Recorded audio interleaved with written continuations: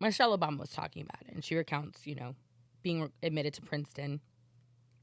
She's like, back in college, I was one of the few black students on my campus, and I was proud of getting into such a respected school. I knew I'd worked hard for it, but still, I sometimes wondered if people thought I got there because of affirmative action. It was a shadow that students like me couldn't shake, whether those doubts came from the outside or inside our own minds. But the fact is this, I belonged. And semester after semester, decade after decade, for more than half a century, countless students like me showed they belonged too. It wasn't just the kids of color who benefited either. Every student who heard a perspective they might not have encountered, who had an assumption challenged, who had their minds and their hearts opened, gained a lot as well. It wasn't perfect, but there's no doubt that it helped offer new ladders of opportunity for those who, throughout our history, have too often been denied a chance to show how fast they can climb.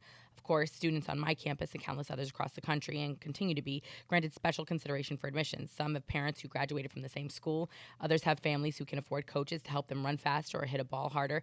Others go to high schools with lavish resources for tutors and extensive standardized test prep that help them score higher on college entrance exams. We don't usually question if those students belong. So often we just accept that money, power, and privilege are perfectly justifiable forms of affirmative action, while kids growing up like I did are expected to compete when the ground is anything but level. So today, my heart breaks for any young person out there who's wondering what their future holds and what kinds of chances will be open to them. And while I know the strength and grit that lies inside kids who have always had to sweat a little more to climb the same ladders, I hope and I pray that the rest of us are willing to sweat a little too.